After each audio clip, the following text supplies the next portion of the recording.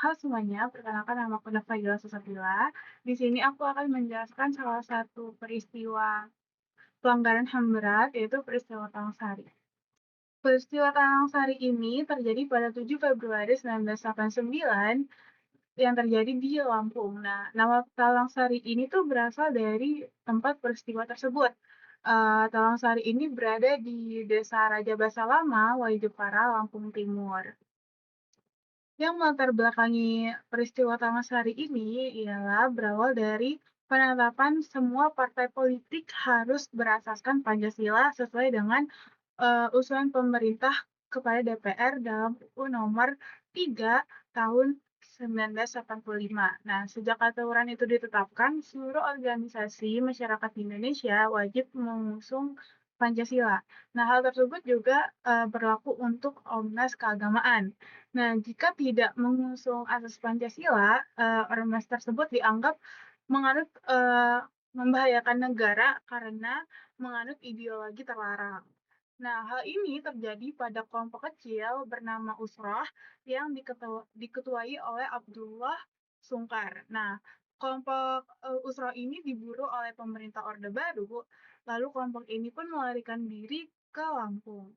Nah, di Lampung, Usroh ini bergabung dengan pengajian Warsidi yang merupakan petani dan guru ngaji di tempat tersebut.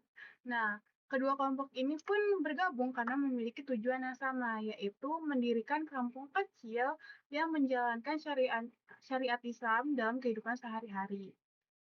Kita masuk ke kronologi peristiwa Talang Sari ini.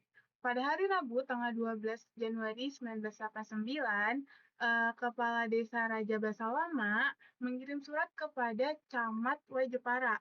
Nah, terkait kegiatan pengajian Warsidi ini tanpa ada laporan ke pamong setempat. Nah, Camat Waijepara ini membalas surat tersebut yang berisi dua hal. Yang pertama, meminta Kaides untuk menghadap camat hari ini dengan membawa 4 orang, yaitu ada Jayus, Warsidi, Mansur, dan Sukidi. Nah, yang kedua adalah Kaides harus menghentikan dan melarang kegiatan pengajian tersebut, apalagi mendatangkan orang-orang dari luar daerah tanpa sepengetahuan pemerintah. Nah, di hari Jumat tanggal 20 Januari, Warsidi mengirim surat balasan yang isinya menolak hadir karena kesibukan memberi materi di berbagai tempat dan mempersilahkan camat untuk mengecek langsung ke Cihideng agar lebih jelas lagi. Pada hari Sabtu tanggal 21 Januari, Warsidi menjelaskan orang-orang yang datang ke Talangsari kepada camat, kades, dan serta 7 orang lainnya yang pada saat itu datang untuk meninjau lokasi transmigrasi di Talangsari. Nah, pertemuan ini berakhir dengan baik. Nah, di hari Minggu, tanggal 22 Januari, pada tengah malam tuh Sukidi dan beberapa orang aparat keamanan mendatangi perkampungan dan masuk ke musola al-muhajirin tanpa membuka sepatu dan mencaci maki, mengumpat, bahkan mengacungkan senjata api dan menantang para jemaah tersebut. Sekitar 10 orang jemaah menahan diri untuk tidak terpancing dan setengah jam kemudian para aparat itu pun pergi karena tidak mendapatkan respon dari jamaah tersebut. Hari Rabu tanggal 1 Februari, Kades mengirim surat kepada Dan Ramil meminta untuk membubarkan pondok pesantren jamaah dengan alasan pengajian gelap dan anggota jamaah telah menanti kedatangan aparat tersebut dengan mereka mempersiapkan bom molotov. Lalu surat tersebut pun ditembuskan kepada kelompok dan camat Waijepara.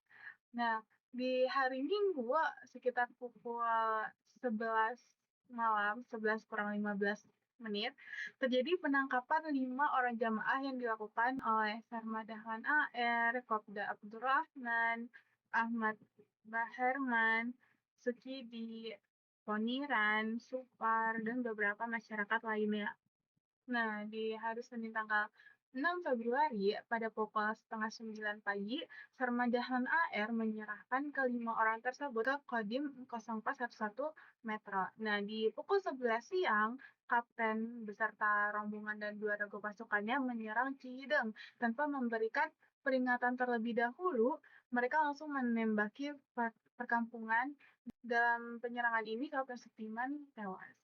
Nah, di keesokan harinya, tanggal 7 Februari, hari Selasa, sekitar pukul setengah 6 pagi, Danrem 045 Garuda Hitam Kol bersama lebih dari satu batalion pasukan, bantu dengan beberapa kompi Brimob, CPM, dan polisi setempat mengepung dan menyerbu perkampungan dengan posisi tapal kuda.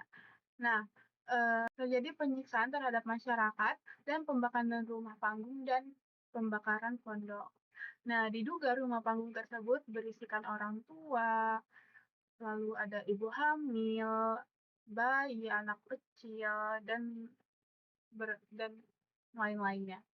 Sebanyak 246 jamaah dinyatakan hilang, seratusan orang disiksa, ditangkap, ditahan, dan diadili dengan semena-mena.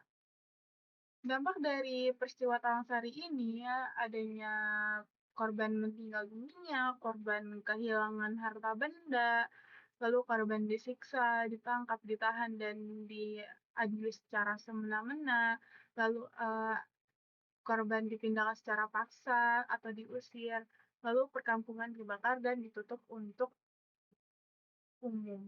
Perkembangan dari peristiwa Talang Sari ini menurut Kontras hingga saat ini masih belum ada perkembangan signifikan dari tim khusus penyelesaian peristiwa Talang Sari ini yang dibentuk pada tahun 2011, alih-alih mendorong proses penyelesaian dan pemulihan bagi korban, negara justru melakukan pertemuan dengan wakil bupati, ketua DPRD Lampung Timur, masyarakat dan warga untuk melaksanakan deklarasi damai pada 20 Februari 2010.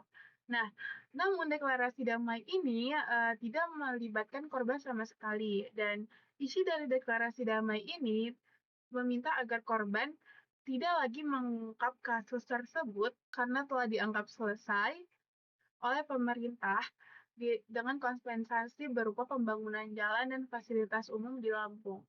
Korban dan masyarakat sipil pun menolak deklarasi damai ini karena kompensasi yang diberikan bukan kompensasi untuk korban dan tidak ada satupun hak korban yang dipenuhi dalam deklarasi ini. Nah, Ombudsman Republik Indonesia juga menyatakan bahwa surat deklarasi tersebut merupakan maladministrasi karena terdapat ketidakpastian dalam hukum.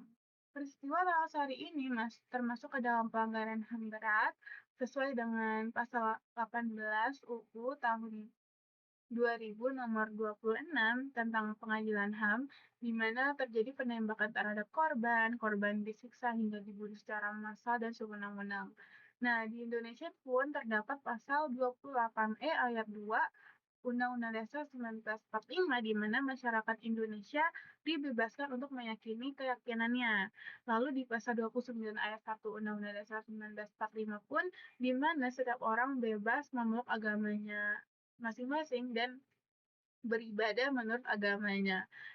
Tetapi di peristiwa ini, masyarakat tidak dapat melakukan ibadahnya sesuai dengan agamanya, yaitu di mana disuruh membubarkan pondok pesantren dan menghentikan kegiatan pengajian. Sekian penjelasan tentang peristiwa Talang Sari secara singkat dari aku.